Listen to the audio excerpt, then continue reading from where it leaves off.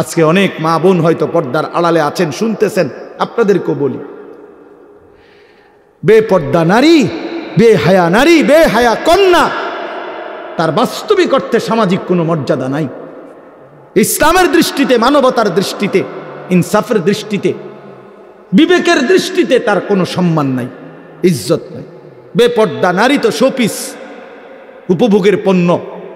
বেপর্দা নারী তো প্রদর্শনের বস্তু, প্রদর্শনের বস্তু, যে নিজেকে প্রদর্শন করে বেড়ায়।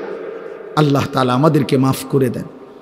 আল্লাহ আমাদের মা বোন, আমাদের কন্যা, যে সমাজের নারী বেপর্দা হয়, বিশ্বাস করেন ওই সমাজের সবচেয়ে বড় বিপদ হলো হালাল এবং পবিত্র পন্থা, হালাল এবং পবিত্র বিবাহ এবং হালাল এবং পবিত্র মানব প্রজন্ম তছনছ হয়ে যায়। আজকের ইউরোপ এই ব্যাধিতে আক্রান্ত, যখন অবাধ যৌনাচার, নারী পুরুষের অবাধ সহজ করে দিছে, আজকে তাদের বৈধ সন্তানের চাইতে অবৈধ সন্তানের পরিমাণই বেশি, পরিমাণই বেশি। আল্লাহ আমাদের সমাজ, আমাদের বংশধর, আমাদের প্রজন্মকে জিনা, ব্যভিচার, বেহায়া, বেপরদিগি, বেশরম এই জিন্দিগি থেকে হেফাজত করেন, বলেন আমিন। 15 নম্বর পারা, 17 নম্বর সূরা, সূরা বনী ইসরাইল, এই সূরার প্রথম আয়াত। এই আয়াতটিকে সামনে রেখেই অল্প কিছু কথা আমি আরজ করতে চাই। আল্লাহ তাআলা আমাদেরকে তৌফিক দান করেন, আমিন।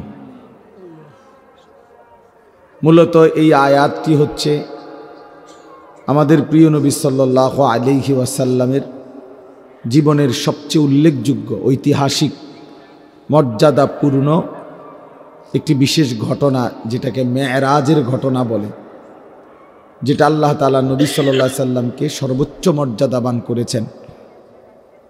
মর্যাদার সর্বোচ্চ উঁচা মাকামে আল্লাহ তাআলা নিয়েছেন। এই সম্পর্কিত আয়াত, এই আয়াতটা যেটা আমি পড়েছি। স্বাভাবিকভাবে আপনারা যারা মসজিদগুলোতেও জুমার নামাজের বয়ান শোনেন, আপনাদের প্রায় প্রত্যেক মসজিদের ইমাম সাহেবরাও প্রতি বছরই প্রিয় নবী সাল্লাল্লাহু আলাইহি ওয়াসাল্লামের এই মেরাজ সম্পর্কে আলোচনা করেন, যার ফলে বিষয়টা কম বেশি প্রত্যেকেরই জানা আছে যে আমাদের নবী সাল্লাল্লাহু আলাইহি সাল্লাম এর জীবনের এটা একটা ঐতিহাসিক এবং শ্রেষ্ঠতম মর্যাদাপূর্ণ ঘটনা, মেরাজ। তা আমি এই পুরা ঘটনা বিস্তারিত বলা, এটা আমার মাকসাদ না, উদ্দেশ্য না, বরং এই ঘটনার থেকে ছোট ছোট কয়েকটি কথা আপনাদের সামনে পেশ করা, এটাই আমার মূল উদ্দেশ্য। মেরাজের এই ঘটনাটা রাসূলুল্লাহ সাল্লাল্লাহু আলাইহি সাল্লামের জীবনে সেটা সংঘটিত হয়েছিল। আল্লাহর নবী সাল্লাল্লাহু আলাইহি ওয়াসাল্লাম 40 বছর বয়সে মক্কায় ইসলাম প্রচার শুরু করছেন, আমরা সবাই জানি। তো এক টানা 10 বছর মক্কায় আল্লাহর নবী সাল্লাল্লাহু আলাইহি সাল্লাম প্রথম দিবানিশি মক্কার জমিনে কালেমার দাওয়াত দিছেন। এই 10টি বছর প্রতিনিয়ত মক্কার কাফেররা নবীজি সাল্লাল্লাহু আলাইহি সাল্লামকে বিরোধিতা করছে, জুলুম, অত্যাচার, নির্যাতন করেই গেছে। শারীরিকভাবেও জুলুম অত্যাচার করছে, মানসিকভাবেও জুলুম অত্যাচার করছে। নবী সাল্লাল্লাহু আলাইহি সাল্লামকে শারীরিকভাবে অনেক আঘাত করছে, গলার মধ্যে গামছা লাগায়া বহুবার কাবাগরের সীমানার থেকে নবীজিকে বের করে দিছে। নবী সাল্লাল্লাহু আলাইহি সাল্লাম সেজদা দিছে, তো উটের পচা নারী বুড়ি নবীজির পিঠে চাপায় দিছে। নবী সাল্লাল্লাহু আলাইহি সাল্লামকে ধাক্কা দিছে, ছোট ছোট পাথরের কঙ্কর নবীজির কপালের দিকে মারছে। এবং নবী সাল্লাল্লাহু আলাইহি সাল্লামের উপর যে কয়জন সাহাবী কালেমা গ্রহণ করছেন, তাদের প্রত্যেককেই মক্কার কাফেররা নির্মম নির্যাতন করছে, জুলুম অত্যাচার করছে। হজরতে বেলাল, হজরতে খাব্বাব, হজরতে খুবাইব, হজরতে আম্মার, হজরতে ইয়াসের, হজরতে সুমাইয়া, হজরতে জানিরা, এরকম সাহাবীরা খুব মজলুম হয়েছেন, জুলুমের শিকার হয়েছেন, অনেক বেশি নির্যাতন কষ্ট সহ্য করছেন। আমরা কিতাবে পড়ছি হজরতে খাব্বাব রাদিয়াল্লাহু তাআলা আনহু, ইসলামের প্রথম যুগে যিনি কালেমা গ্রহণ করছিলেন, তো ওনাকে পরবর্তীতে হজরত ওমর রাদিয়াল্লাহু তাআলা আনহু একবার জিজ্ঞেস করছিল যে, খাব্বাব, ইসলামের প্রথম যুগে তুমি ইসলাম ধর্ম গ্রহণ করার কারণে কি পরিমাণ জুলুম অত্যাচার সহ্য করেছো, এটা একটু শোনাও। তখন হজরত খাব্বাব রাদিয়াল্লাহু তাআলা আনহু নিজের চাদর সরাইয়া আমিরুল মুমিনিন হজরত ওমরকে নিজের দুই পাশের কোমর দেখাইলেন। হজরত ওমর দেখলেন কোমরের দুই পাশে এক টুকরা গোশত নাই, হাড্ডিটা ছাড়া। তো হজরত ওমর রাদিয়াল্লাহু তাআলা আনহু হজরত খাব্বাবকে জড়ায়া ধরে বললেন, খাব্বাব, কি হয়েছিল তোমার? তো তিনি বললেন যে, আমার মনিব, আমি ছিলাম গোলাম, কৃতদাস, আমি কামারের দোকানে আমার মনিবের কাজ করতাম। তো যেদিন আমার মনিব শুনছে আমি কালেমা গ্রহণ করছি, তো সেদিন এই গরম কয়লা, উত্তপ্ত লাল কয়লার মধ্যে আমার মনিব আমার দুই পাশের কোমর এমনভাবে চাপ দিয়ে ধরে রাখছে যে গোশতগুলো পুড়ে খসে খসে পড়ে গেছে। এজন্য আর কোনো দিন আমার এই দুই পাশের কোমরে গোশত আর হয়নি। এইভাবে সাহাবীরা জুলুম নির্যাতন সহ্য করছে। তাইলে শারীরিকভাবে মানসিকভাবে ভীষণ জুলুম অত্যাচার হয়েছে আল্লাহর নবী সাল্লাল্লাহু আলাইহি সাল্লাম এবং সাহাবীদের উপর। কিন্তু আল্লাহর নবী সাল্লাল্লাহু আলাইহি সাল্লামের প্রতি আল্লাহ তাআলার একটা আদেশ ছিল, ফাস্তাকিম কামা উমিরতা। নবীজিকে আল্লাহ বলছেন, আপনাকে যে আদেশ করা হয়েছে কালেমার প্রচার প্রসার, ইসলামের দাওয়াত, আপনি পূর্ণ ইস্তেকামাত, দৃঢ়তার সাথে, মজবুতির সাথে এই কাজে লেগে থাকেন। আল্লাহ তাআলা বলছে, কোনোভাবে এক চুলো আপনি এই কাজ থেকে পিছপা হবেন না। আপনার মেহনত, আপনার জিম্মাদারি আপনি করতে থাকেন। আল্লাহর নবী সাল্লাল্লাহু আলাইহি ওয়াসাল্লাম এই জন্য কিতাবে আছে যে মক্কার কুরাইশদেরকে একদিন বলছিলেন, মক্কাবাসী, ওয়াল্লাহি লাউ ওয়াদাতুমুশ শামসা ফি ইয়ামিনি ওয়াল কামারা ফি ইয়াসারি ওয়া আমারতুম আন আতরুকা হাদিহি দাওয়া লান আতরুকাহা হাত্তা উনাফিজাহা আও আমুতা ইলাল্লাহ। বলছে আল্লাহর কসম, মক্কাবাসী, যদি তোমরা আমার ডান হাতে সূর্য এনে দাও, বাম হাতে যদি চাঁদ এনে দাও, আর বিনিময়ে যদি বলো আমাকে কালেমার দাওয়াত ছেড়ে দিতে, আল্লাহর কসম আমি এটা ছাড়ব না। চাঁদ সূর্য এনে দিলেও আমি ছাড়ব না। তার মানে কোনো কিছুর বিনিময়ে, কোনো কিছুর প্রলোভনে আমি ইমানের দাওয়াত ছাড়ব না। আমি আমার এই ফিকির, আমার এই মেহনত, আমার এই জিম্মাদারি আমি ছেড়ে দেব না। হাত্তা উনাফিজাহা, হয়তো এটা জমিনে বাস্তবায়ন হবে, অথবা আও আমুতা ইলাল্লাহ, আমি মৃত্যুবরণ করে শহীদ হয়ে আমার আল্লাহর কাছেই ফিরে যাব। এর বিকল্প কোনো সুরত আমার কাছে নাই। সমঝোতার, আপোষের কোনো সুরত নেই। হক বাতিলের ঐক্য হয় না, গোমরা আর ইমানদারের মাঝে ঐক্য হয় না।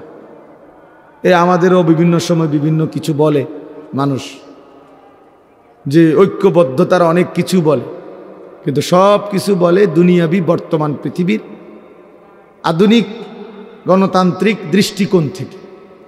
এই জন্য আমাদের ঐক্যের ভিত্তি গণতান্ত্রিক ভিত্তিতে না, ঐক্যের ভিত্তি হবে ইমান আকীদার ভিত্তিতে। এটা জরুরি। এখানেই দৃষ্টি, যত কথাই বলুক আম করে যে হুজুররা ঐক্য চায় না, ঐক্য করে না, এগুলো শুনতে পারবে, বলতে পারবেন, কিন্তু লাভ হবে না। ঈমান এবং আকীদার বিচ্যুতি যার সাথে, তার সাথে ঐক্য হয় না, তার সাথে ঐক্য হয় না। যার সাথে আমার বিশ্বাসের প্রশ্নে দ্বন্দ্ব, যার সাথে আমার ইমানের প্রশ্নেই দ্বন্দ্ব, তার সাথে আমার ঐক্য হবে কিভাবে? কিভাবে হবে? এজন্য আল্লাহ নবী সাল্লাল্লাহু আলাইহি সাল্লাম বলছেন, আপনারা জানেনও এটা, মক্কার কাফেররা নবীজিকে প্রস্তাব দিছিল যে মুহাম্মদ কিছু সময় তুমি আমগো দেবতার পূজা করো, কিছু সময় আমরা তোমার আল্লাহর ইবাদত করি। নাউজুবিল্লাহ। আল্লাহ বলছেন না, বলে দেন কুল ইয়া আইয়ুহাল কাফিরুন লা আ'বুদু মা তা'বুদুন, হে কাফের সম্প্রদায়, তোমরা যার ইবাদত করো আমি তার ইবাদত করি না। ওয়ালা আনতুম আবিদুনা মা আ'বুদ, আবার আমি যার ইবাদত করি তোমরা তার ইবাদত করো না। কাজেই এখানে বিশ্বাসের বিষয়। আমি আল্লাহকে মানি, তোমরা কুফরিকে, মূর্তিকে মানো। তাহলে এখানে মৌলিক ভিত্তিতে দ্বন্দ্ব, তাহলে তোমার সাথে আমাদের ঐক্য হবে কেন? এজন্য ঐক্যের ভিত্তি ঈমান, ঐক্যের ভিত্তি কোরআন। আমাদের খতিব আজম আল্লামা নুরুল ইসলাম অলিপুরি দামাত বারাকাতুহুমুল আলিয়া এই কথাটা তিনি বহুবার বারবার বলে, এখনো বলে উনি, যে আল্লাহ তাআলা বলছে ওয়াতাসিমু বিহাবলিল্লাহি জামিআ, সবাইকে ঐক্যবদ্ধ থাকতে বলছে। কিন্তু এই বিহাবলিল্লাহ উনি বলেন যে কিসের ভিত্তিতে ঐক্যবদ্ধ থাকতে বলছে সেইটা বলেন না কেন? সেটা তো আল্লাহ বলে দিছে, কোন একটি দলের সাথে সবাই ঐক্যবদ্ধ হন, এইটা তো আল্লাহ বলে নাই। পরিচিত কোনো একজন ব্যক্তির সাথে সবাই ঐক্যবদ্ধ হন, এইটা তো বলে নাই কোরআন।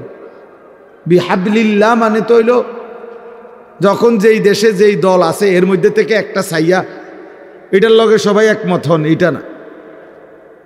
সর্বযুগে সর্বকালে সকলকে ঐক্যবদ্ধ থাকার একটি মূল নীতি আল্লাহ বলছেন বিহাবলিল্লাহ, আল্লাহর রশি।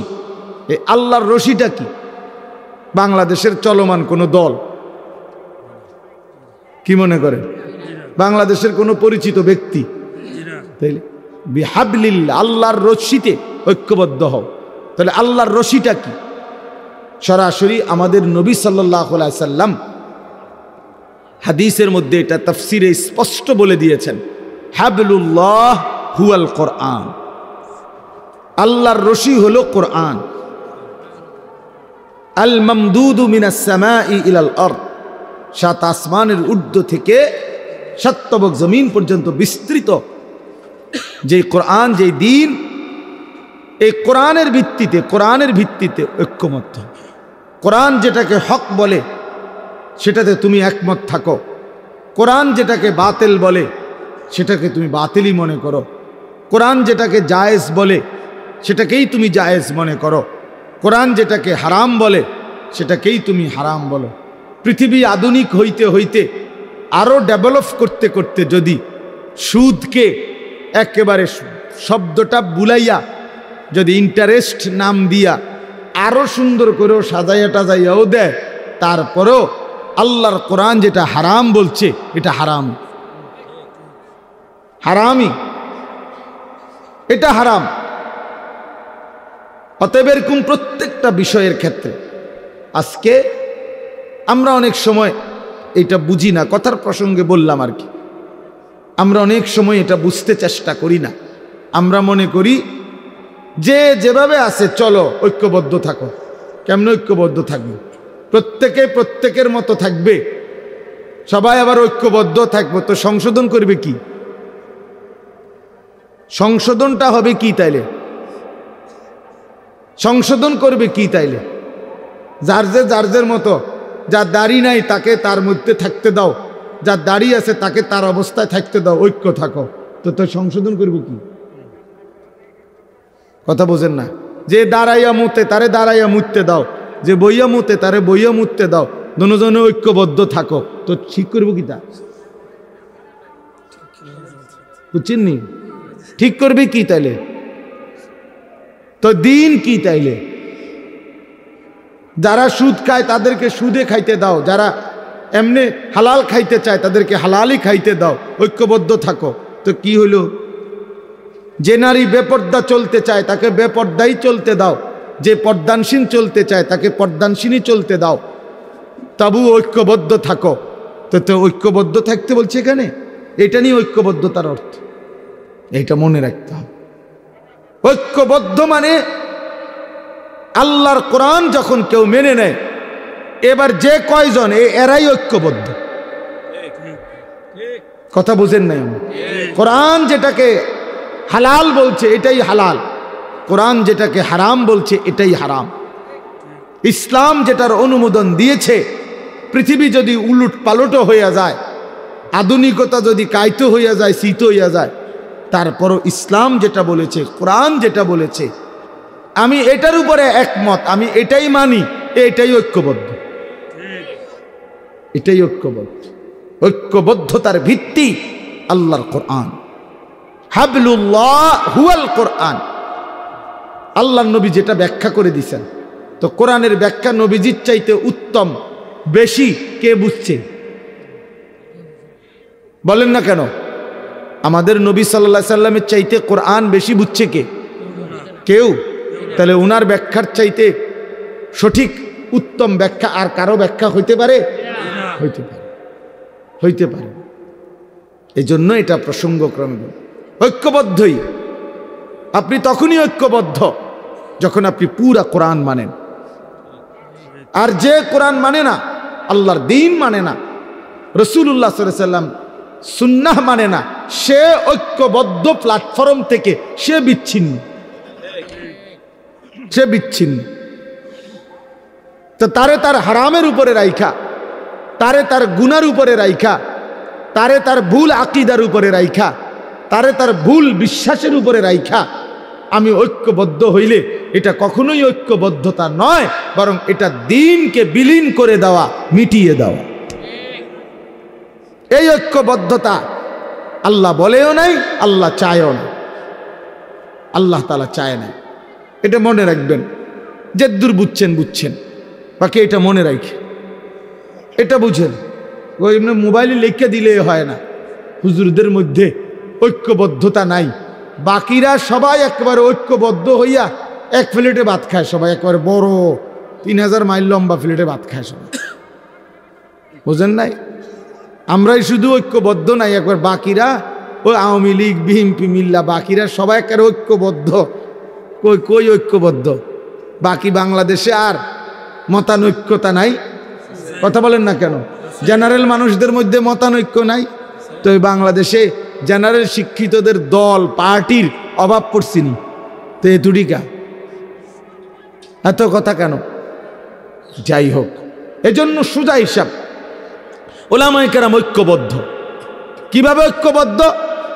ওলামায়ে কেরামের মধ্যে যেই ব্যক্তি, যেই আলেমরা আল্লাহর কোরআন মানে, দ্বীন মানে, হক এবং হালালের উপরে টিকে আছে, এরাই ঐক্যবদ্ধ। বাকিরা ঐক্যবদ্ধ হচ্ছে না, এটা ইনাদের দোষ না। যে কোরআন মানে না, যে হক মানে না, যে বাতিল ছাড়ে না, সে ঐক্যবদ্ধ হচ্ছে না কেন? এটা তার ত্রুটি, এটা ওলামায়ে কেরামের ত্রুটি হইতে পারে না। আমি ঐক্যবদ্ধ, আমি কোরআনের সাথে, মনে করেন মানে আপনি আমার লগে ঐক্যবদ্ধ হচ্ছেন না, কারণে যেটা আপনি হক মানেন না, তো তাইলে এটা আমি কেমনে ঐক্যবদ্ধ হমু? আমি বুঝি আমার দিন বিসর্জন দিয়া, আখিরাত বিসর্জন দিয়ে আমনের লগে আমি ঐক্যবদ্ধ মুজে বাবা যেমনে মন চায় এমনি চলেন, তবে ঐক্যবদ্ধ থাকেন। জি না, এটা হবে না। আল্লাহ আমাদেরকে বুঝ দান করেন, আল্লাহ আমাদেরকে বুঝ দান করেন। এই যে বর্তমানে দাওয়াত ও তাবলীগের মধ্যে যে বিচ্ছিন্ন শক্তিটা, সাদ নামের একজন ভণ্ড ব্যক্তি, যে তার কিছু গুন্ডা অনুসারী নিয়া আপনার ইচ্ছা করে পরিকল্পিতভাবে দুশ্মনের এজেন্ডা বাস্তবায়নের জন্য যে তার অনুসারীদেরকে নিয়ে ওলামায়ে কেরামের বিরোধিতায় দাঁড়াইছে। এখন সাংবাদিকরা অথবা জেনারেল শিক্ষিতরা যতই বলুক যে আপনারা ঐক্যবদ্ধ হয়ে যান, এক হয়ে যান, না, এক হবে না, তো কোনো দিনও না এক হবে না। কারণ আমাদের স্পষ্ট বক্তব্য হলো সাদের আকীদা, কথাবার্তা সম্পূর্ণ কোরআন সুন্নাহ বিরোধী। তাহলে সে একটি ভ্রান্ত আকীদার লোক, সে একটি গোমরাহ ব্যক্তি। তাহলে আমি তার লগে ঐক্য হমু কেমনে? কিভাবে ঐক্য হমু আমি? সে বলতেছে মুসা আলাইহিস সালাম সম্পূর্ণ নিজের ইচ্ছায় তুর পাহাড়ে গেছেন, যার কারণে উনার উম্মত উনার কওম গোমরা হয়ে গেছে। অথচ মুসা আলাইহিস সালামকে আল্লাহ তাআলা ডেকে নিছেন। তো এরকম অসংখ্য বিষয় উলামায়ে কেরামের বিরুদ্ধে প্রতিনিয়ত বিশুদ্ধার করে, কোরআন সুন্নাহর বরখেলাফ কথা বলে। এখন আপনি আমার যতই পিঠে হাত বুলান যে এক হইয়া যান, কিতা দিয়ে এক হইতাম আমি? কি দিয়ে এক হব বলেন? কাদিয়ানির সাথে আমি কি দিয়ে এক হইতাম? কথা বুঝেন নাই আমার? কাদিয়ানি যারা, তারা কোনোভাবেই আপনার আমাদের নবী সাল্লাল্লাহু আলাইহি সাল্লামকে আখেরি নবী মানে না। তারা মনে করে এর পরে তাদের ওই ভণ্ড গোলাম আহমদ কাদিয়ানি, ওই বাটফার, এই বাটফারে নাকি নবী। তো তাইলে এখন আপনি যদি কন আপনারাও ঐক্যবদ্ধ হইয়া যান, কেমনে ঐক্যবদ্ধ হইতাম আমি? এটা আমার ইমানের প্রশ্ন না? কথা বলেন না, এটা আমার ইমানের প্রশ্ন কিনা? তাহলে এটা তো হবে না, এটা তো হবে না। এই জন্য বললাম আর কি, আল্লাহ তাআলা আগেই বলে দিছে স্পষ্ট, ওয়াতাসিমু বিহাবলিল্লাহ, কোরআনের ভিত্তিতে ঐক্যবদ্ধ থাকো। কোরআনের ভিত্তিতে যেই কোনো দল হোক সেটা আপনার, এটা আমার বিষয় না। কোনো একটি দলের সাথে ঐক্যবদ্ধ হও সবাই, এটা কোরআনের এই আয়াতের অর্থ না। কোরআনের ভিত্তিতে ঐক্যবদ্ধ হইতে কইছে। অর্থাৎ আমরা সবাই সিদ্ধান্ত নিলাম যে এখানে আমরা যদি মনে করেন 200 মানুষ এখন বসছি, আমরা যদি সিদ্ধান্ত নেই যে এক চুল কোরআনের খেলাফ আমরা করব না, সুন্নাহর খেলাফ করব না, কোরআন এবং সুন্নাহ যেটাকে হালাল বলছে এটাই হালাল, কোরআন সুন্নাহ যেটাকে হারাম বলছে এটাই হারাম, তাইলে আমরা ঐক্যবদ্ধ। কথা বুঝছেন কিনা বলে? তাইলেই ঐক্যবদ্ধ। তাহলে ঐক্যবদ্ধ হওয়ার জন্য একটা মাপকাঠি, একটা মূল নীতি আল্লাহ বলছে কিনা, তো ওইটার মধ্যে আইতে হইব আমরা, নাইলে কিছুই করার নাই, নাইলে কিছুই কর। হাদিসের মধ্যে আছে, এই প্রসঙ্গটা এই কথাটা বলে শেষ করি। হযরত হুযাইফা নবী সাল্লাল্লাহু আলাইহি সাল্লামের একজন সাহাবী ছিলেন, বিখ্যাত সাহাবী। উনি একদিন বলছেন নবীজিকে, ইয়া রাসূলুল্লাহ সাল্লাল্লাহু আলাইহি ওয়াসাল্লাম, জীবন চলার পথে যদি কোনো দিন ঈমান ইসলামের উপরে টিকে থাকতে গিয়ে আমি যদি আমার সাথে আর কাউকে না পাই, আর কেউ নাই আমার সাথে, আমি একা হয়ে পড়লাম, কেউ আমার সাথে পুরা দিন মানতে রাজি না, যদি কখনো এমন হয় তখন আমি কি করব? আল্লাহর নবী সাল্লাল্লাহু আলাইহি সাল্লাম বলছেন, ওয়ালাউ আন তাআদ্দা বিআসলি শাজারাতিন, প্রয়োজনে তুমি গাছের গোড়ালি শিকড় কামড়াইয়া ধরে রাখবা, তারপরও একা হলেও দ্বীনের উপরে অটল থাকবা। তো তুমি ঐক্যবদ্ধ, তুমি একজন, ওই তুমি ঐক্যবদ্ধ কিসের ভিত্তিতে? কথা বলেন না কেন? এই জন্য এটা মনে রাখতে, যে না আর সম্ভব না, পুরা সমাজ, পুরা দেশ, পুরা মহল্লা টেলিভিশন কিনে লাইছে, আর আমি একজন শেষ, এই পুরা 30 ঘর মানুষের মধ্যে আমার এই একটা ঘরে আর টেলিভিশন না কিনা, আর আমি একজন, আর কি করুন, থাক বাদ দাও, আমিও কিনে লাই। বুঝছেন নি আপনি কথাটা? এটা নি কথা, এটা নি ইসলামের কথা না। প্রয়োজনে তুমি একাই মাটি কামড়াইয়া ধরে রাখবে, তো তুমি ঐক্যবদ্ধ। আরো আশ্চর্য শুনবেন, ইব্রাহিম আলাইহিস সালাম, উনি এই যে ইব্রাহিম নবী, উনি কয়জন? একজন। ওই যে ছেলেটা হাফেজ সাহেব যে পুরস্কার প্রাপ্ত, এই প্রিয় ভাই যেই তেলাওয়াত করছে ইব্রাহিম আলাইহিস সালামের ঘটনা, হ্যাঁ খুব সুন্দর তেলাওয়াত করছে। তো এই ইব্রাহিম আলাইহিস সালাম, উনি ব্যক্তিগতভাবে কয়জন? একজন। কিন্তু কোরআন শরীফে স্পষ্ট আছে, ইন্না ইব্রাহিমা কানা উম্মাতান, ইব্রাহিম ছিল একটি জাতি, ইব্রাহিম একাই একটি উম্মত। অর্থাৎ আল্লাহর দ্বীন যখন সে পূর্ণ মেনে নিছে, তো ইনি একাই শক্তি, তিনি একাই ঐক্যবদ্ধ, তিনি একাই একটি জাতির প্রতিবিম্ব, প্রতীচ্য। এই জন্য এটা মনে রাখতে হবে, পুরা দিন কোনো অবস্থাতেই পৃথিবীর সবাই যদি আল্লাহর দ্বীন ছেড়ে দেয়, তবুও আমি ছাড়ব না। এই ব্যক্তি ঐক্যবদ্ধ। এবার বাকিরা ধীরে ধীরে এখানে এসে ঐক্যবদ্ধ হইতে হবে। ধীরে ধীরে নাহকের লগে ঐক্যবদ্ধ হইলে হবে না। আল্লাহ আমাদেরকে বুঝার তৌফিক দান করেন। চলেন বাবা, বলতেছিলাম আল্লাহ তাআলা আমাদের প্রিয় নবী সাল্লাল্লাহু আলাইহি ওয়াসাল্লামকে এই দায়িত্ব তিনি আদায় করছেন। তিনি বলছেন, আমি এক চুলো আমার কালেমার দাওয়াত থেকে বিচ্যুত হব না। কোনো প্রলোভনে নবীজি আপোষ করে নাই, সমঝোতা করে নাই, বরং তিনি বলছেন আমি একা হই, কিন্তু আমি একাই আমার আল্লাহর কালেমার দাওয়াত দিতেই থাকব। 10 বছর পরে আল্লাহর নবী সাল্লাল্লাহু আলাইহি সাল্লামের চাচা আবু তালেব তিনি ইন্তেকাল করছেন। নবীজির বয়স তখন 50। তার 5 দিন পরে বা 7 দিন পরে নবীজির স্ত্রী আম্মাজান খাদিজা রাদিয়াল্লাহু তাআলা আনহা তিনি ইন্তেকাল করছেন। এই নবুয়তের 10ম বছর নবীজির দুইজন আপনজন ইন্তেকাল করছে। একজন বাহিরে নবীজিকে আগলাইয়া রাখতেন আবু তালেব, আর আরেকজন ঘরে আদর সোহাগ ভালোবাসা দিয়ে আগলাইয়া রাখতেন তিনি প্রিয়তমা স্ত্রী খাদিজা রাদিয়াল্লাহু তাআলা আনহা।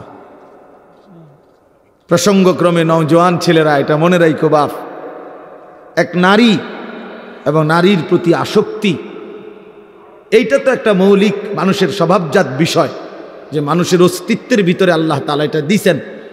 কিন্তু সেইটা কেউ যদি নেককার স্ত্রীর জন্য অপেক্ষা করে আর আল্লাহর কাছে দোয়া করে, আর নেককার স্ত্রী চরিত্রবান স্ত্রী মিলে, আল্লাহর কসম, তো পৃথিবীতেই তার ঘরে তার জীবনে জান্নাতের সুখ বিরাজ করে। আর বন্ধু চরিত্রহীন লম্পট হয়ে দিন রাত নারী ছবি, অশ্লীলতা, বেহায়াপনা, অসভ্যতা, বেহায়া বেপর্দা কোনো নারীর পিছনে ঘুরে, ছবিতে হোক আর বাস্তবে হোক, যেই চরিত্রহীন লম্পট তার জীবন শেষ করে দিছে, খোদার কসম আল্লাহর ওয়াদা আছে ওই খবিস ও চিরেই তার জন্য বিবি মিলবে আরেকটা খবিস। আর সেদিন মনে থাকবে, মনে রাখবেন প্রিয় ছেলে, মনে রাখো সেদিন তোমার সংসার হবে জাহান্নামের টুকরা, জাহান্নামের টুকরা। এজন্য নারী দুধারী,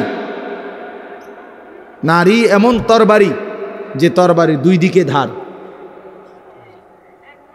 নারী যদি চরিত্রবান হয়, নেককার হয়, পবিত্র হয়, সতীসাধ্যী হয়, পর্দানসীন হয়, সে নারী জান্নাত, সে নারীর সংসার জান্নাতের সুখ।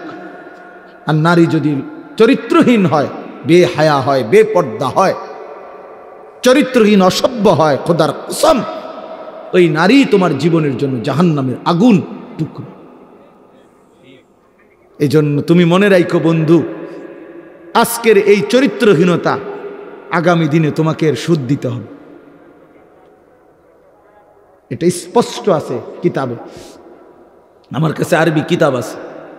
ইমাম শাফিঈ রাহমাতুল্লাহ আলাইহি বলছেন, আয-জিনা কারজুন, জিনা ব্যভিচার, বিবাহ বহির্ভূত নারীর সাথে, মেয়ের সাথে যে কোনো রকমের সম্পর্ককে জিনা বলে।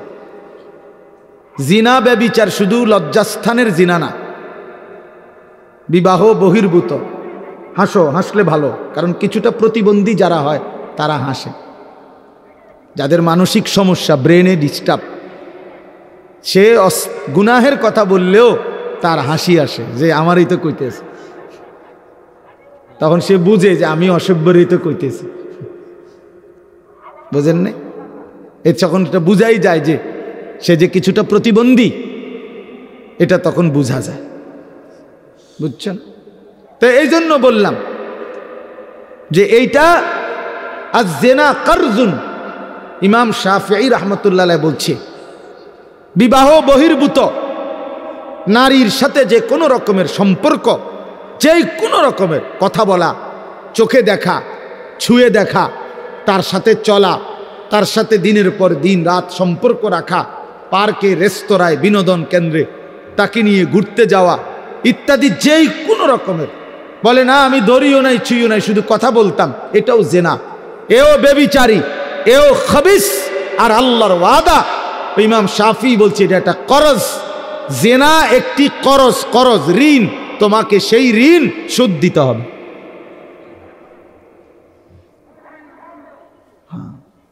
বেবিচার একটি কর্জ, এটা ঋণ, এটা সুদ দিতে হবে।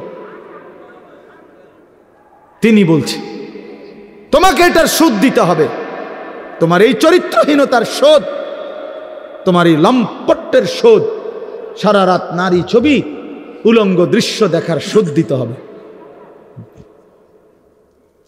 এটা মনে রাখ, একটা ছেলে হলো যদি কেউ বুঝে থাকো তো মনে রাখো, এর সুদ দিতে হবে তুমি। অচিরেই তোমার জীবনে একটা খবিস মিলবে, সেই খবিস তোমার জীবনটা তখন জাহান্নামের টুকরা বানায় ফেলবে। বেপর্দা নারীর হাসি হাসি না, এটা আগুন। নর্তকীর হাসি হাসি না, ওটা মূলত আগুন। বেহায়া কন্যার প্রেমের কথা, এগুলো মূলত সুন্দর কোনো শব্দ না, এগুলো আগুনের গোলা, এগুলো আগুনের গোলা। এটা সুদ দিতে হবে নিজের জীবনে, তখন ধুকে ধুকে মরবে। রাস্তার বেড়ি দেখুন আর মোবাইলের নারী দেখা, আর নিজের বউ 6 নম্বর হওয়া, 3 নম্বর বেড়ি হওয়া, হ্যাঁ অনেকটা ডিফারেন্স। ওই মানুষের জীবনে আর কোনোদিন সুখ মেলে না যে একটা চরিত্রহীন নারী পায়, অসৎ নারী, অসৎ নারী। আপনারা যদি নাও জানেন, আমরা তো জানি, কারণ আমরা যে হুজুর মানুষ, আমগোর কাছে তো হাজারো মানুষ, শত শত মানুষ নিজের ব্যক্তি জীবনের বহু কথা বলে, দোয়া চায়, তা আমরা তো শুনি কি বলে, কি বলে। বাহিরের মানুষ তো মনে করে হাসতেছে, স্বামী স্ত্রী একই ভক্সি গাড়ি দিয়া যায় প্রতিদিন, একই অফিসে অফিস করে, আবার সন্ধ্যা হলে ফিরে, একই ভবনে থাকে 3 বছর 7 বছর 5 বছর। পৃথিবী জানে তারা স্বামী স্ত্রী, কিন্তু পরিষ্কার পুরুষের বক্তব্য হলো না হুজুর, আজকে 7 বছর আমরা মূলত বিচ্ছিন্ন, কিন্তু লজ্জায় কাউকে বুঝতে দেই না, একসাথেই বের হই, একসাথেই ঘরে ঢুকি, আলাদা থাকি।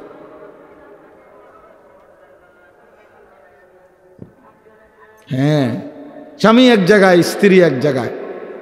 স্বামী ছাদে বইয়া গিটার বাজায়, বিড়ি আর সিগারেট খায় আর গান গায়, আমি তো দেখছি দিনের পর দিন। বেচারা গান গায়, সারা রাত গিটার বাজায় আর একটা একটা করে সিগারেট খায় আর গান গায়। গানও মাশাআল্লাহ, গানও না, গানের জাতও না, না কিচ্ছু না, মানে এটা কোনো সুরও নাই, সুরের জাতও নাই, বে বে করে, বে বে। আহা, আল্লাহ মাফ করে দেন, আল্লাহ মাফ করে দেন। প্রিয় যুবক, চরিত্রহীন হয়েও না, তোমার জীবন দিয়ে এটার খেসারত দিতে হবে। তোমার অপকর্মের দায়ভার আল্লাহর কসম অন্য কেউ নিবে না। তোমার লাম্পট্য, তোমার অসভ্যতা, তোমার অসভ্যতার দায়ভার কেউ নিবে না, তোমাকেই শোধ দিতে হবে। বললাম না এটা কর্জ, ঋণ, এটা সুদ, ঋণ শোধ করতে হয়, ঋণ সুদ দিতে হয়। হ্যাঁ, আল্লাহ আমাদেরকে মাফ করে দেন। আমি মনে করাই দিলাম, যদি কোনো ছেলে বোঝো তো ছেড়ে দাও, এক পবিত্র নারীর জন্য অপেক্ষা করো, এক হালাল স্ত্রীর জন্য অপেক্ষা করো। এই পৃথিবীতে এখনো আছে পবিত্র নারী, চরিত্রবান নারী আছে, যে আল্লাহর কাছে চায় আনা ইনদা যন্নি আব্দি বি। হাদিসে কুদসিতে আছে, আল্লাহ বলছে বান্দা আমার ব্যাপারে যেমনটা ধারণা করে আমি আমার বান্দার সাথে তেমন আচরণই করি, আমি তেমন আচরণ করি। অতএব আমার বান্দা যদি দিল থেকে ইখলাসের সাথে নিজেকে পবিত্র রেখে, গুনাহ থেকে মুক্ত রেখে যদি অপেক্ষা করে যে আল্লাহ আমি একজন সতীসাধ্যী নেককার চরিত্রবান নারী চাই, আল্লাহর কসম মিলেই যাবে, মিলেই যাবে, কোনো সন্দেহ নেই।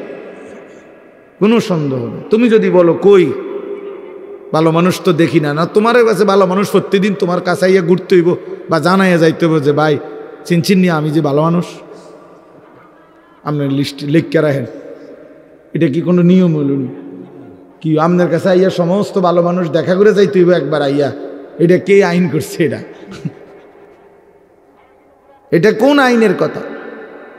অনেক মানুষ দেখেন না চা দোকানে বৈশা বিড়ি খাইতে খাইতে করতে ভালো মানুষ আসেনি অনেকে না করতে পার। ভালো মানুষ তো একমাত্র আমনে চাচা, পৃথিবীর শেষ ভালো মানুষ তো আমনে।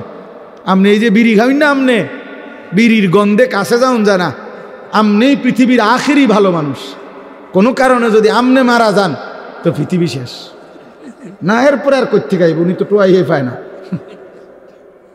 উনি চা দোয়ানে বইয়া বইয়া বিড়ি খায় আর ভালো মানুষ টোয়ায়। বেউকুফ কোথাকার!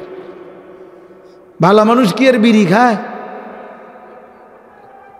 ভালো মানুষ কি আর চা দোয়ানে বেড়ি চায়, টেলিভিশন দেখে? আল্লাহ আমাদেরকে আকল দান করেন, বিবেক দান করেন। ওই কথাটা বলতেছিলাম। নবী সাল্লাল্লাহু আলাইহি ওয়াসাল্লাম বলছেন, এই তাম দুনিয়া একজন মানুষ যা কিছু অর্জন করে দুনিয়াবি, তার মধ্যে সর্বশ্রেষ্ঠ অর্জন হলো আল মারআতুস সালিহা, একজন সতী সাধ্বী চরিত্রবান পবিত্র নেককার প্রেমময়ী ভালোবাসার এক নারী, এক স্ত্রী। এটা তার জীবনের সবচেয়ে বড় দুনিয়ার অর্জন। আর সেই পবিত্র নারী কেমন হয়, তার আখলাক কি, তার বৈশিষ্ট্য কি? তার বৈশিষ্ট্য কি? তার বৈশিষ্ট্য হলো সে প্রতিদিন 3-4 বার করে powder Dole, fair and lovely ডলে না। আল্লাহ নবী সাল্লাল্লাহু আলাইহি সাল্লাম বলছেন, এই পবিত্র নারী, সতী সাধ্বী নারী, চরিত্রবান নারীর একটা বৈশিষ্ট্য, অতুইনু আলা দীনে যাওজিহা, যে তার স্বামীকে দ্বীনের কাজে সাহায্য করে, সহযোগিতা করে, দ্বীনের কাজে স্বামীকে আগে বাড়ায় দেয়। আল্লাহর কসম, নবী বলছে, ওই নারী পবিত্র নারী, চরিত্রবান নারী, সতী সাধ্বী নারী, ওই নারী যে পুরুষের কপালে জুটছে, সেই পুরুষ দুনিয়ার শ্রেষ্ঠ সম্পদ অর্জন করছে, শ্রেষ্ঠ সম্পদ অর্জন করছে। রাসূলুল্লাহ সাল্লাল্লাহু আলাইহি সাল্লামের সাহাবীরা, নবীজির জামানায় সেই সাহাবীরা তাদের বিবিরাই তাদের স্বামীদেরকে আল্লাহর রাস্তায় জান দেওয়ার জন্য, যুদ্ধের জন্য সাজায় দিতেন। স্ত্রীরাই বিদায় দিতেন স্বামীকে, যাও স্বামী, আল্লাহর জন্য জান দিও, হাসরের ময়দানে দেখা করো, পরকালে দেখা হবে, আর কোনোদিন লাগবে, ঠিক আছে চলো, আল্লাহ হাফেজ, ফি আমানিল্লাহ। হ্যাঁ, আমরা কিতাবে পড়ছি এক মুসলিম নারী, তিনি তার 4 সন্তানকে নিজে যুদ্ধের জন্য সাজায় দিছেন এবং 4 সন্তানই যুদ্ধে আল্লাহর রাস্তায় শাহাদাত বরণ করছে। আমরা কিতাবে পড়ছি নবীজির একজন মহিলা সাহাবী, ওনার 16 বছরের ছেলে কাফেররা বন্দী করে ওনার 16 বছরের ছেলেকে একটা একটা অঙ্গ, হাবিব ইবনে যায়েদ, ওনার শরীরের একটা একটা অঙ্গ কাইটা কাইটা আলাদা আলাদা করছে।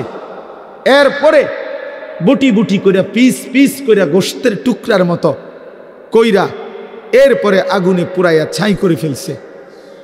মদিনায় যেদিন এই খবর আসছে ওনার আম্মার কাছে, তিনিও একজন মহিলা, নবীজির সাহাবী উম্মে আম্মারা, এই মা উম্মে আম্মারা ওনার নাম, এই মহিলা যার ছেলে নবীজির সাহাবী, ছেলেটাও সাহাবী, হাবিব ইবনে যায়েদ, তিনি শাহাদাত বরণ করছে, টুকরা টুকরা করছে।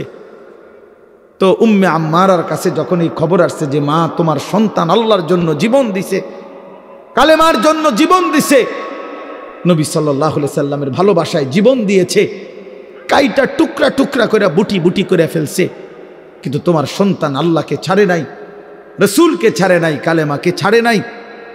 খোদার কসম, তখন আমরা কিতাবে স্পষ্ট পড়ছি, উর্দু কিতাবে, ওই মা চিৎকার করে বলছে, মদিনাবাসী, লিহাযাল ইয়াউমা আরদাতুহু, এমন একটি দিনের জন্যই আমি আমার সন্তানকে বুকের দুধ খাওয়াইছি।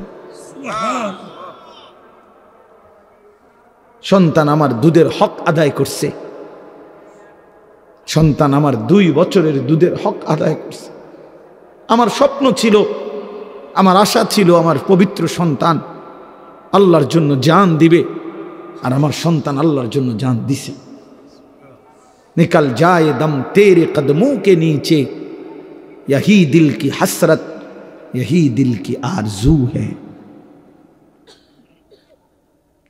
এজন্য নওজোয়ান, আজ তোমরা ভুলে গেছো, আজ নারীর ফাঁদে জীবন দিয়ে দিছো, উলঙ্গ ছবির কাছে জীবন দিয়ে দিছো, মোবাইলের নর্তকীর কাছে জীবন দিয়ে দিছো, একটা সামান্য মেয়ের কাছে নিজের জীবন শেষ করে দিছো। ছি ছি ছি, পুরুষ এত কাপুরুষ হয় না। একটা বেডির পিছনে কুত্তার মতো সারাদিন ঘুরে, পুরুষ এত বড় জানোয়ার হয় না। পুরুষ এত কাপুরুষ হওয়ার কথা না। যার পৌরুষ আছে, যে পুরুষ, সে এমন হওয়ার কথা না। কিন্তু আজকে আমাদের সন্তানদের আকসার এই মোবাইলে আসক্ত যত ছেলে পেলে, এর মূল কারণ নারীতে আসক্ত। এটার অপর পিঠে এটাই রেজাল্ট। আপনি খোঁজ নিলে ওয়াজ হনে দুইটা একটা দরকারি কোনো কাজ করে 10 মিনিট 5 মিনিট, আর যে সারা দিন রাত এটা টিফে কিতা করে, বেডি চায়, নারী দেখে, ছবি দেখে, নাচ দেখে, নাটক দেখে, সিনেমা দেখে, অশ্লীল ছবি দেখে, নারীকে নিয়েই ব্যস্ত থাকে। নাইলে আপনি বন্ধ করে দেন, এক সপ্তাহ নারী ছবি মোবাইলে না আসা বন্ধ হয়ে যাক, যে কোনোভাবে ফেসবুক কোন আর ইউটিউব কোন কিছুতেই নারীর ছবি আসে না। এক সপ্তাহের জন্য দেখবেন হাজার হাজার লাখ লাখ বড় মোবাইল, এগুলা দিয়ে মানুষে কটকুড়ি খাবে, কটকুড়ি, সম্পাপড়ি খাইব, সম্পাপড়ি চিনেন না, সাদা সাদা সম্পাপড়ি, এইটি কটকুড়ি, অথবা পেঁয়াজ বেছে, বাঙ্গারি মাল বেছে। যে এই জন্য এটা দরকার। প্রিয় বন্ধু, প্রিয় বাবা, বোঝা উচিত একজন নারী অস্বীকার করার কোনো বিষয় না। পুরুষ যেমন আল্লাহর সৃষ্টি, নারীও আল্লাহর সৃষ্টি। নারীর প্রতি পুরুষের আসক্তি, পুরুষের প্রতি নারীর আসক্তি, এই আসক্তি, এই বন্ধন, এই প্রেম, এই ভালোবাসা, এই আন্তরিকতা, এই মহব্বত, এই হৃদয়ের টান, এটা যদি না থাকতো তো মানব প্রজন্ম আজকের এই পর্যন্ত আসতো না। মানুষের এই ক্রমধারা কি এখান পর্যন্ত আসতো? এক স্বামী স্ত্রীর পবিত্র বন্ধন, একে অপরের প্রতি অকৃত্রিম ভালোবাসা, স্বামী স্ত্রীর একান্ত মিলন। তো এইটুকুর বরকতে মহান আল্লাহর ইচ্ছায় প্রজন্ম এভাবে আগাইছে। তাহলে এটা তো দূষণীয় না, হালাল যেটা সেটা তো দূষণীয় না। রাসূলুল্লাহ সাল্লাল্লাহু আলাইহি ওয়াসাল্লাম বলছেন, পবিত্র স্ত্রী তার মুখে যদি কেউ খাবারের লোকমা তুলে দেয়, হাত্তা লোকমাতা ফি ইমরাআতিহি, নবীজি বলছেন কেউ যদি তার হালাল স্ত্রীর মুখে এক লোকমা খাবার, একটা রুটি, সামান্য একটু খাবারও তুলে দেয়, আল্লাহ রাসূল সাল্লাল্লাহু আলাইহি ওয়াসাল্লাম বলছেন আল্লাহ তাআলা তাকে আল্লাহর রাস্তায় সাদাকা করার সওয়াব দান করেন। নবী সাল্লাল্লাহু আলাইহি ওয়াসাল্লাম বলছেন ওয়াফি বুদআ আহাদিকুম সাদাকা, পবিত্র স্বামী স্ত্রী যদি মিলিত হয় তো আল্লাহ তাআলা সেখানেও সাদাকার সওয়াব দান করে। সাহাবী জিজ্ঞেস করছে, ইয়া রাসূলুল্লাহ, মনের চাহিদা পূরণ করলেও সওয়াব হয়? আল্লাহর নবী বললেন, সেটা যদি ভিন্ন অনুমতি নাই এমন নারীর সাথে যদি পূরণ করে সেখানে কি গুনাহ হয়? তিনি বললেন, হ্যাঁ গুনাহ হয়। তাহলে এখানেও নেকি হয়? সেখানে গুনাহ হইলে এখানে নেকি হয়। এজন্য বন্ধু, আল্লাহ তাআলা প্রত্যেক নিষিদ্ধ বিষয়ের বিপরীতে বৈধ হালাল পন্থা আল্লাহ রাখছেন। যিনি মদ হারাম করেছেন তিনি মধু হালাল করেছেন, যিনি সুদ হারাম করেছেন তিনি ব্যবসা হালাল করেছেন, যিনি ভিন নারী দেখা হারাম করেছেন তিনি বিবাহ হালাল করেছেন। এমন কোনো বিষয় নাই বান্দার যেটা চাহিদা আছে অথচ সেই চাহিদা পূরণের বৈধ কোনো পন্থা আল্লাহ দেন নাই। খোদার কসম, এমন চাহিদা মানুষের মধ্যে নাই, এটা হতে পারে না। কারণ প্রতিটি চাহিদাও দিছেন আল্লাহ, সেই চাহিদা পূরণের হালাল পন্থা নির্ধারণ করে দিছেন, সেটাও আল্লাহ করছেন। আজকে অনেক মা বোন হয়তো পর্দার আড়ালে আছেন, শুনতেছেন, আপনাদেরকেও বলি, বেপর্দা নারী, বেহায়া নারী, বেহায়া কন্যা, তার বাস্তবিক অর্থে সামাজিক কোনো মর্যাদা নাই। ইসলামের দৃষ্টিতে, মানবতার দৃষ্টিতে, ইনসাফের দৃষ্টিতে, বিবেকের দৃষ্টিতে তার কোনো সম্মান নাই, ইজ্জত নাই। বেপর্দা নারী তো শোপিস, উপভোগের পণ্য। বেপর্দা নারী তো প্রদর্শনের বস্তু, যে নিজেকে প্রদর্শন করে বেড়ায়। আল্লাহ তাআলা আমাদেরকে মাফ করে দেন। আল্লাহ আমাদের মা বোন, আমাদের কন্যা, যে সমাজের নারী বেপর্দা হয়, বিশ্বাস করেন ওই সমাজের সবচেয়ে বড় বিপদ হলো হালাল এবং পবিত্র পন্থা, হালাল এবং পবিত্র বিবাহ এবং হালাল এবং পবিত্র মানব প্রজন্ম তছনছ হয়ে যায়। আজকের ইউরোপ এই ব্যাধিতে আক্রান্ত, যখন অবাধ যৌনাচার, নারী পুরুষের অবাধ সহজ করে দিছে, আজকে তাদের বৈধ সন্তানের চাইতে অবৈধ সন্তানের পরিমাণই বেশি। আল্লাহ আমাদের সমাজ, আমাদের বংশধর, আমাদের প্রজন্মকে জিনা, ব্যভিচার, বেহায়া, বেপরদিগি, বেশরম এই জিন্দিগি থেকে হেফাজত করেন। বলেন আমিন। চলেন আমি আমার কথাটা শেষ করে দেই। তো আল্লাহ নবী সাল্লাল্লাহু আলাইহি সাল্লামের স্ত্রী, ইনি সবচেয়ে বেশি সহযোগিতা করছেন নবীজিকে।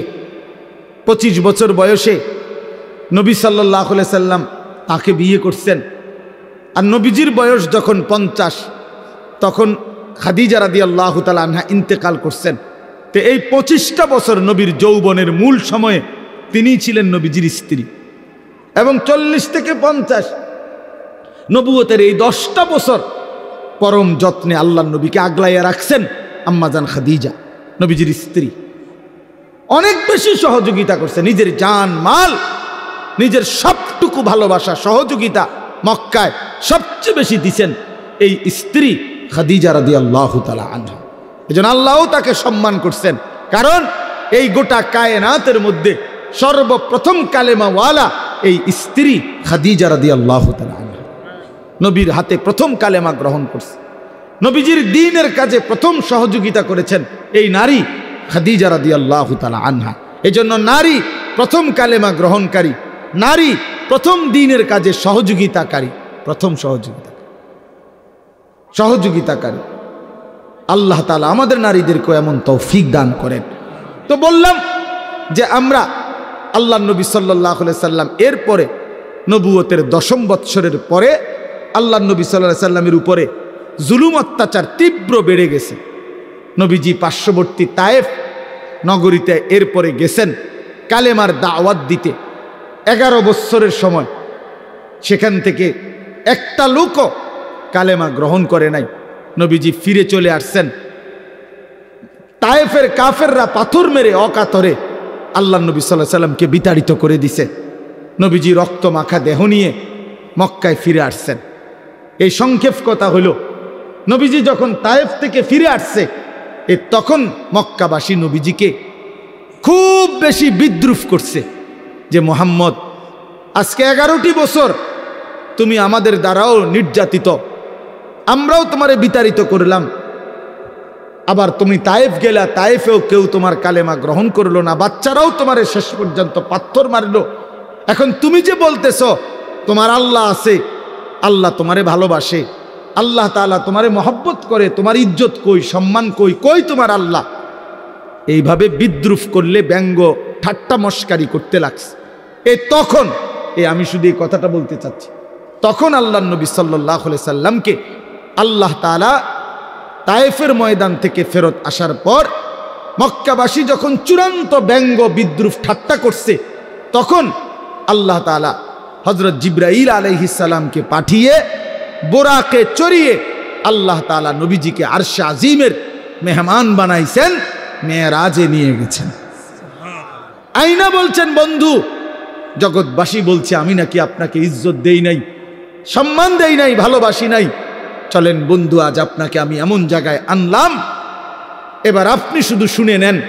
আপনাকে এখন আমি যেই আরশে আজিমের উপরে আয়না দাঁড় করাইলাম, আপনার কদমের নিচে আমার গোটা সৃষ্টি, আপনি আমার সমস্ত সৃষ্টির ঊর্ধ্বে উপরে শুধু আমি আল্লাহ, আর কোনো সৃষ্টি নাই। অতএব আপনার মর্যাদা পৃথিবীবাসী শুনে নেক যে আমি আল্লাহর পরে সমস্ত সৃষ্টির উপরে আপনি রাসূলের মর্যাদা। আমি আপনাকে সম্মান দিলাম। ইজ্জত কাকে বলে, সম্মান কাকে বলে, কতটুকু হইতে পারে আমি দিলাম। সম্মানের সর্বোচ্চ মাকামে আপনাকে পৌঁছায় দিল। আল্লাহ নবী সাল্লাল্লাহু আলাইহি সাল্লাম মেরাজে গেলেন, এই মর্যাদা পেলেন, আল্লাহ তাআলা আদর করলেন, কথা বললেন, পরম মমতায় বন্ধুর সাথে একান্তে সাক্ষাৎ দিলেন। এই পুরা পর্ব শেষ হওয়ার পর এই আমি শুধু যেই একটা কথা শুধু বলে শেষ করতে চাচ্ছি, প্রিয় বাপ আমার, বন্ধু আমার, আজকে এই রাত গভীরে শুধু মনে রাখেন, নবীজি সাল্লাল্লাহু আলাইহি সাল্লামকে আল্লাহ তাআলা মেরাজে সর্বশ্রেষ্ঠ মর্যাদা, শ্রেষ্ঠতম স্থানে নিয়েছেন। তো সেদিন আল্লাহ নবী বলছিলেন, আল্লাহ মাওলা, আপনি তো আমার ইজ্জত দিলেন, সম্মান দিলেন, মর্যাদা দিলেন, আপনার কাছে আনলেন, আরশে আজিমের মেহমান বানাইলেন। এখন আমি তো আবার ফিরে যাব জমিনে। জমিনে তো আমার উম্মত আছে, ওরা তো গেলে জিজ্ঞেস করবে আপনি আমার উম্মতের জন্য কি দিলেন। আমার আবু বকর তো নিচে আছে, ওমর, ওসমান, আলী, আমার ফাতেমা, আমার হাসান, আমার হুসাইন, আমার সাহাবিরা। তা আপনি আমার উম্মতের জন্য কি দিলেন? আমি তো আমার সম্মান দিলেন, আমার জন্য উম্মতের জন্য কি দিলেন? তখন আল্লাহ পাক রব্বুল আলামিন বলছেন, বন্ধু আমি জানি আপনি বলবেন, আপনি উম্মতের জন্য যে চাইবেন এটা আমি জানি।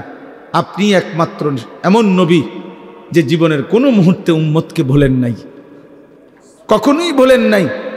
আজ মেরাজে এই আরশে আজিমে আপনি ভুলবেন না, এটা আমার জানা আছে।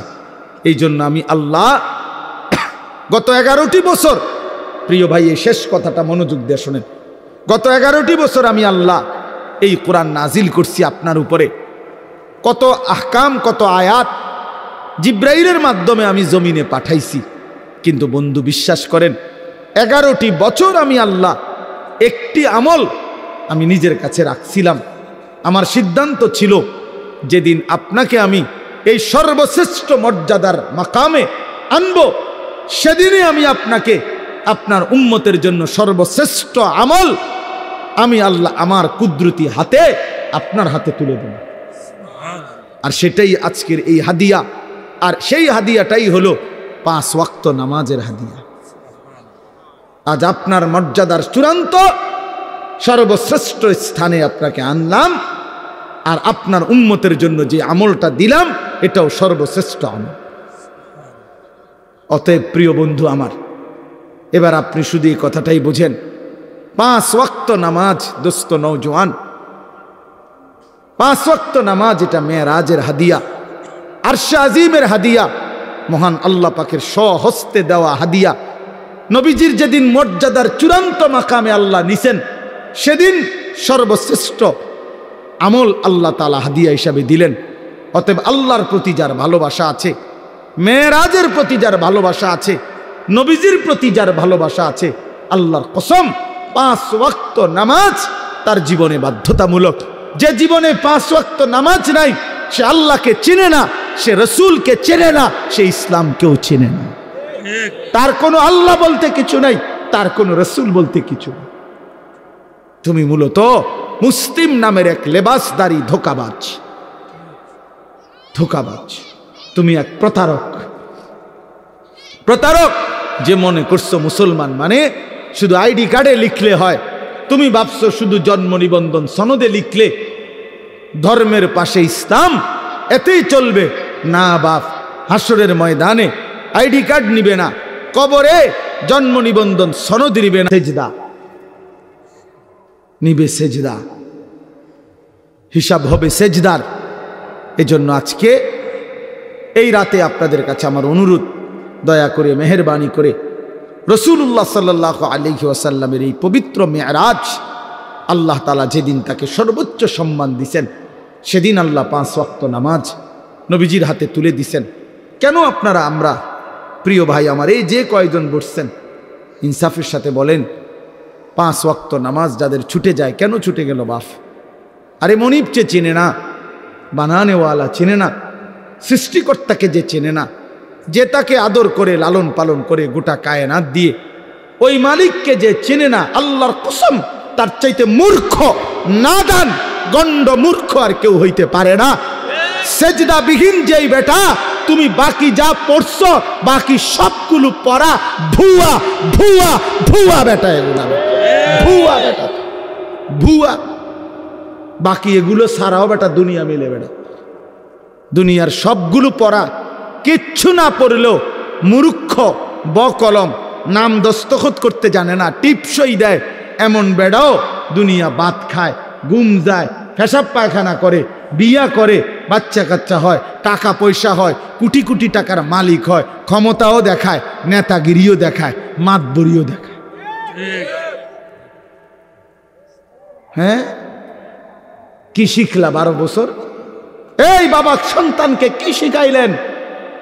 16 বছর সন্তানের পিছনে আপনি বললেন পোলারে পড়ালেখা করাইয়া শিক্ষিত বানাইলেন, যে সন্তান সেজদা দেয় না, মালিককে চেনে না, আল্লাহর কসম তাকে শিক্ষিত বানান নাই, বরং উপার্জনকারী প্রাণী বানাইছেন।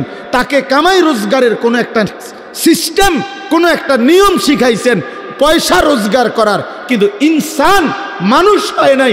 মানুষ বলে তাকে সেজদা করে। জি, আল্লাহ তাআলা মানুষকে বানাইছেন এই সেজদার জন্য। অতএব যার কপালে সেজদা নাই সে মানুষ নয়, বরং কোরআন তাকে বলছে আনআম, চতুষ্পদ জন্তু, জানোয়ার, জানোয়ার বলছে। অতএব চলেন হিসাব লাগান, আর নাই তো তর্ক করলে তর্ক করেন, আমি রাজি। আপনি প্রমাণ করে দেন মালিককে যে চিনে না সে মানুষ হয় কিভাবে, কোন যুক্তিতে, কোন যুক্তিতে বলেন? পৃথিবী ভোগ করতে হলে তো শিক্ষা দীক্ষা ছাড়াই হয়। বোবা মানুষও তো পৃথিবী ভোগ করে। যে বোবা সেও তো ভাত খায়, ঘুম যায়, বোবাও তো পেশাব পায়খানা করে, বোবাও তো বিয়ে করে, বোবারও তো বাচ্চা হয়। অন্ধ মানুষও তো বিয়ে করে, অন্ধ মানুষও তো দুনিয়া ভোগ করে। বধির মানুষ যে কানে শোনে না তো তো দুনিয়া ভোগ করে। প্যারালাইজড, পঙ্গু, অচল, প্রতিবন্ধী, পাগল, সেও তো খানা খায় বেটা, সেও তো দুনিয়া বাইচা রইছে। তো দুনিয়া ভোগ করা এটা আশ্চর্য কিছু মিয়া? দুনিয়া তো জন্তু জানোয়ার আমাদের চাইতে বেশি ভোগ করে। একটা হাতি 250 কেজি খাবার খায় একদিনে। একটা তিমি 200 জন মানুষের সমপরিমাণ খাবার এক বেলা খায়, একবার। একটি বাঘ, ভাল্লুক, সিংহ কোনো দিন ক্ষুধার 12 মাসে কোনো দিন ফাঙ্গাস তেলাপিয়া খায় না, প্রত্যেক বেলা গোশত খায়। কি মিথ্যা বললাম? তাহলে জন্তু জানোয়ার তো দুনিয়া আমাদের চাইতে বেশি ভোগ করে, আমাদের চাইতে বেশি ভোগ করে বলেন। অতএব দয়া করে মনে রাখবেন এই শেষ কথা, 5 ওয়াক্ত নামাজ যে সন্তানকে শিখাইতে পারলেন না, আপনি সন্তানকে কিছুই শিখাইলেন না। আল্লাহর কোরআন যে সন্তানকে মুসলমানের ঘরে জন্ম নিয়ে বাবা মা মুসলমান হওয়ার পর, ছেলে মেয়ে মুসলমান হওয়ার পর, যেই বাপ মা তার সন্তানকে আল্লাহর কোরআন দেখে দেখেও শিখাইতে পারে নাই, পড়াইতে পারে নাই, পড়তে পারে না, ওই মা বাপ সন্তানকে উল্লেখযোগ্য কিছুই দিয়ে যাইতে পারে নাই। এই বাত্তরকারী বিল্ডিং এরই বাপ মূল্য করতে পারে। বহুত এতিম যে বাপ মরে গেছে জন্মের সময়, হেতে পরে 10 তলা বিল্ডিং করছে, এরকম বহুত। কথা কয় না? এমন নাই তো? তাইলে বাপ মূল্যও ভাত খাওয়ান যায়, বাপ মূল্যও বিয়ে করন যায়। এটি কোনো আর চাই আপনি না, আমি আমার 3 ফুট বিয়ে করাইছি, আপনি মরে আছেন 3 ফুট সুন্দর মতো টাইম মতো বিয়ে করবো, আপনি কবরের বিয়ে খাইন। আপনি শুধু শুধু হুদা কামে আমি বেউকুফে পাইছি আপনারে। আমি আমি থাকতে যদি জিফুতরে গদ দুয়ায়, আমি থাকতে যদি 3 তালাটার ছাড়টা দিয়ে যাইতে পারতাম, আমি থাকতে যদি 4 তালার কামটা ধরাই দিয়ে যাইতে পারতাম, ময়রাও শান্তি পাইতাম। হ্যাঁ অবশ্যই, যে 4 তলা কাম শেষ করে গেছে তার কবরে তো নেয়ামতে বইরে রাখছে একদম। ফেরেস্তা তো তার লাগে আপেল মালটা লইয়া বইয়া রয়েছে। আর আপনার চিন্তা কি, আর আপনি বিল্ডিং 4 তলা, ফেরেস্তা তো আপনার কবরে একার প্রথমেই তো আপেল মালটা দিব যে চাচা আপনি ধন্যবাদ, ভাগ্যবান আপনি 4 তলা শেষ করে আইছেন। আপনার মতো কপাল কার কপালে মিলছে? ওটা বিল্ডিংয়ের হিসাব দেয়, ফুতের হিসাব দেয়, ভাত তরকারির হিসাব দেয়, খাট পালং আর সোফা ফার্নিচারের হিসাব দেয়। হুজুর আল্লাহ রহমতে আমনগো দোয়ায় জিফুতের লাগিয়া দেবিদ্দারে 10 শতক জাগা লইছি। আমি নিজে থাইকে কাম ধরাইছি। একটা ইট মিস্ত্রির বাপের ক্ষমতা নাই 2 নম্বর দিবে, জাগাত খারাইয়াছিলাম। নিজে গিয়া ময়মনসিংহেতে বালু আনছি, ট্রাকের লগে সার রাইতাছিলাম। আল্লাহু আকবার, কত বড় কফা! আল্লাহু আকবার, ট্রাকের লগে সার রাইত বালু আনছি। আবার বাইতাই না বালুরে ধুইছে, বালুরে ধুইয়া এরপরে আস্তর করছে যাতে করে বালুর মধ্যে কোনো বালু না থাকে।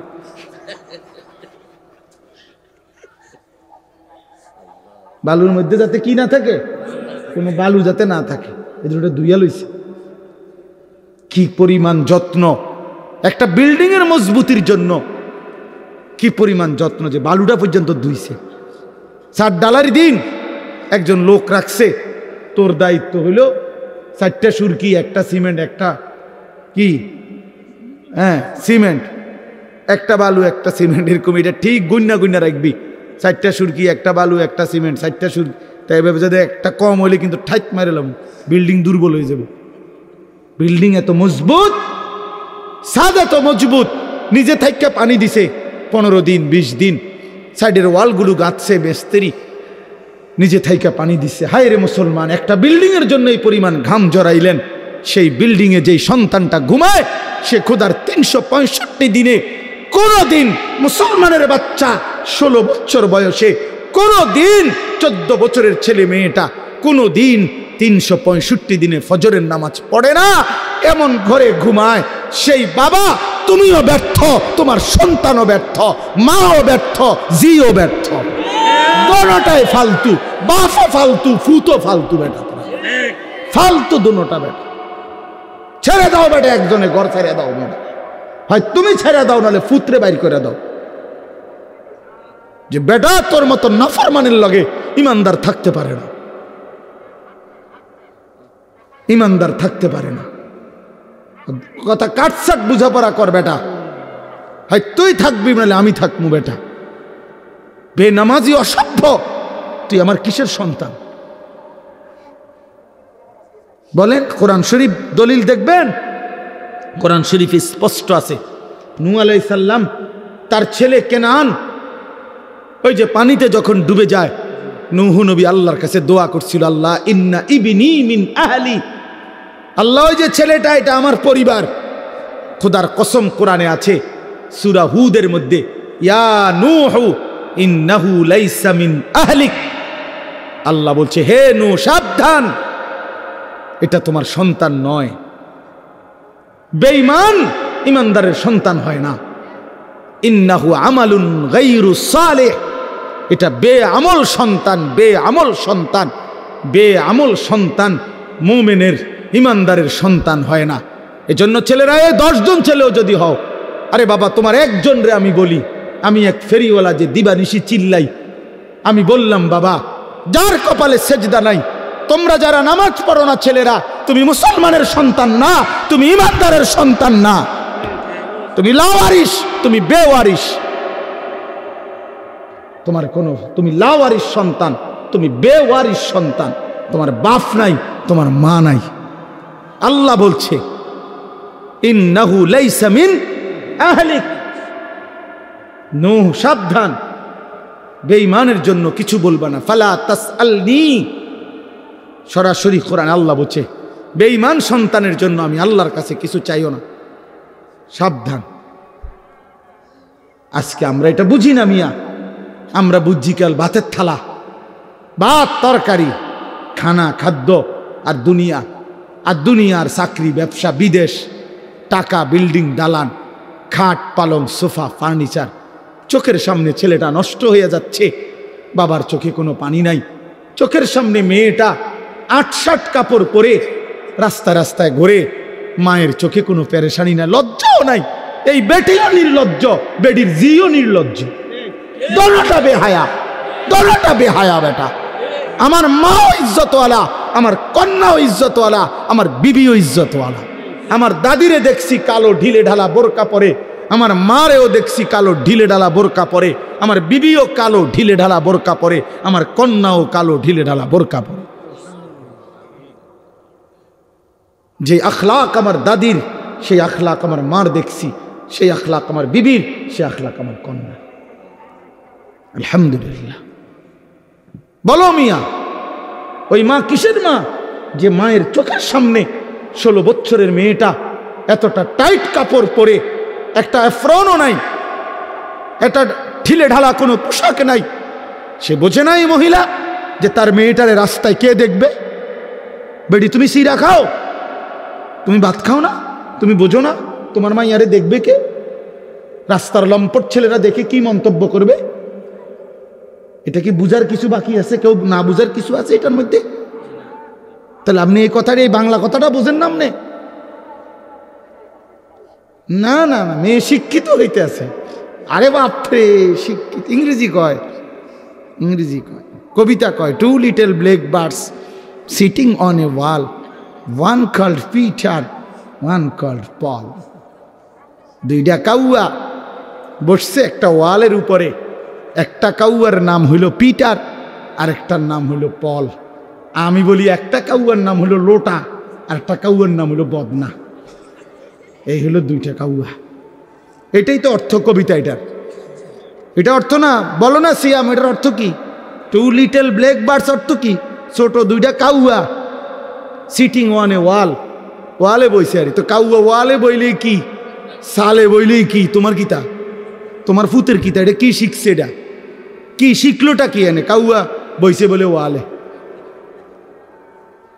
আর আমার ইমানদার সন্তান শিখবে কালেমা লা ইলাহা ইল্লাল্লাহ, লা ইলাহা ইল্লা। বলবে সারা কায়নাত কিচ্ছু নাই, আছে শুধু একজন, তিনি আমার আল্লাহ। अगरचे बुत हैं जमात की आस्तीनों में, मुझे हैं हुक्म खुदा ला इलाहा इल्लल्लाह। আল্লামা ইকবাল বলছে, শোনো ইমানদার কেমন হয়? কয় যে তিনি বলেন মোমেন হবে সে মূর্তির স্তূপের উপরে যদি কাউকে দাঁড় করায় দেয়, মনে করেন মূর্তির স্তূপ দিয়া, এটার উপরেও যদি কালেমাওয়ালা মোমেনকে দাঁড় করায়, মোমেন মূর্তির স্তূপের উপরে দাঁড়িয়েও বলবে লা ইলাহা ইল্লাল্লাহ। अला अगरचे बुत हैं जमात की आस्तीनों में, मुझे हैं हुक्म खुदा ला इलाहा इल्लल्लाह। আমি আমার আল্লাহকেই ডাকবো, আল্লাহকেই ডাকবো। এই জন্য ওই আগের কথা মনে রাখবেন, কোরআনের ভিত্তিতে ঐক্যবদ্ধ, হক যেটা সেটাই আমার গ্রহণযোগ্য। পৃথিবী যত আধুনিক হোক, আপনি আপনার স্ত্রীকে বেপর্দা বানাবেন না, আপনার মেয়েটাকে বেপর্দা দিয়েন না। বাপ, এই বাপ, স্ত্রী ছেলে মেয়ের বিষয়টা একটু স্পর্শকাতর। কেন? স্ত্রী ছেলে মেয়ের নাফরমানির কারণে, বিশ্বাস করেন এখানে একটু ঝামেলা হলে এটাই যে স্ত্রী এবং ছেলে মেয়ে যদি নাফরমান হয়, এর কারণে ওরাও গুনাহগার হয়, অভিভাবকও গুনাহগার হয়।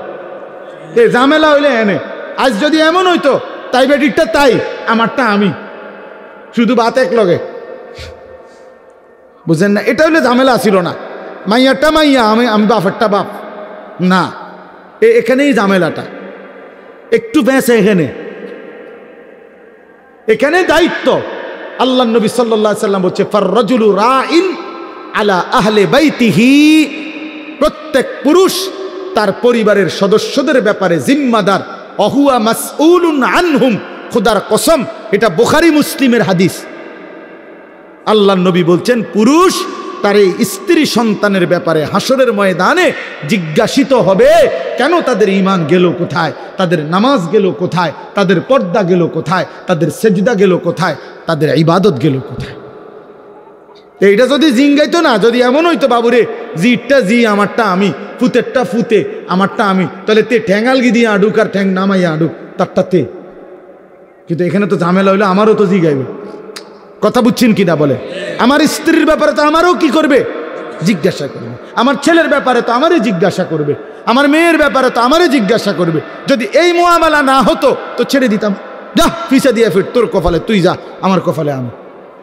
কিন্তু এখানে ঝামেলা হতো হলো তার নাফরমানির কারণে তো আমিও আটকে যাব। এই জন্য আমরা কোরআন সুন্নাহর ইলমের কথা বলি, এটাই শেষ কথা। কেন মাদ্রাসাগুলো চিৎকার করে? মাদ্রাসা আপনাদের কাছে আখিরাতের কথা বলে, মাদ্রাসা আপনাদেরকে ঈমানের কথা বলে, মাদ্রাসা আপনাদেরকে পরকাল স্মরণ করায়া দেয়, মাদ্রাসা জাতির সবচেয়ে বড় খেদমত করে, উম্মতের আখিরাত সাজায়া দেয়, উম্মতের পরকাল সাজায়া দেয়।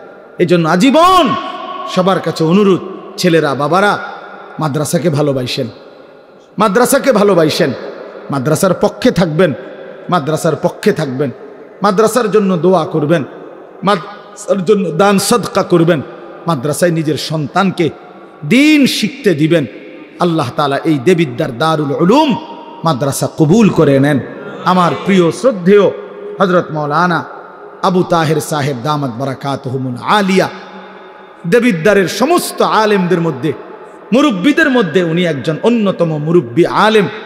দেবিদ্দারের বিভিন্ন দ্বীনি সংগঠন, দ্বীনি কার্যক্রমের মধ্যে প্রথম সারিতে যাদের নাম, তিনি একজন। আলহামদুলিল্লাহ, সবসময় আমগরে মহব্বত করে, স্নেহ করে, যার কারণে ওনার ছেলে বশির, সে আমারে অনেক মহব্বত করে। এই সব মিলাইয়া আমরা চেষ্টা করি প্রায় প্রতি বছরই, আজকে কয়েক বছর যাবৎ আপনাদের এই মাহফিলে আসতে, মূলত ভালোবাসা মহব্বতের টানেই আসা। আমি শক্ত বলে ফেলছি, আমারে মাফ করে দিয়ে, কিন্তু বিবেক দিয়ে ভাইবেন। আপনার পরিবার হয়তো একদিন মনে পড়বে লোকটা বলছিল, বড় শক্ত করেই বলছিল, তাহলে এই জন্য কথা গুরুত্ব দিলে বরকত হবে। ছেলেরা নামাজ পড়ো বাপ, আখলাক ঠিক রাখো, আখলাক ঠিক রাখো। নারী, ছবি, অস্থিরতা, মোবাইলের এই উলঙ্গপনা, বেহায়াপনার মধ্যে এমন সুন্দর জীবন, এমন সুন্দর যৌবন, প্রিয় বন্ধু আমার, সাথী আমার, দোস্ত আমার, নষ্ট করে দিও না। ভুল হবে তাইলে। আল্লাহ তাআলা প্রতিটা সন্তানকে দ্বীনের পথে থাকার চলার তৌফিক দান করেন, কবুল করেন, আজকের মাহফিলকে বরকতময় করেন। সুবহানাল্লাহি ওয়া বিহামদিহি, সুবহানাকাল্লাহুম্মা। আলহামদুলিল্লাহি রাব্বিল আলামিন। আল্লাহুম্মা আনতাস সালাম ওয়া মিনকাস সালাম, তাবারাকতা ইয়া দাল জালালি ওয়াল ইকরাম, ইয়া আরহামার রাহিমিন, ইয়া আরহামার রাহিমিন, ইয়া আরহামার রাহিমিন। রব্বানা যালামনা আনফুসানা ওয়া ইল্লাম তাগফির লানা ওয়া তারহামনা লানাকুনান্না মিনাল খাসিরিন। রব্বানা আতিনা ফিদ দুনিয়া হাসানা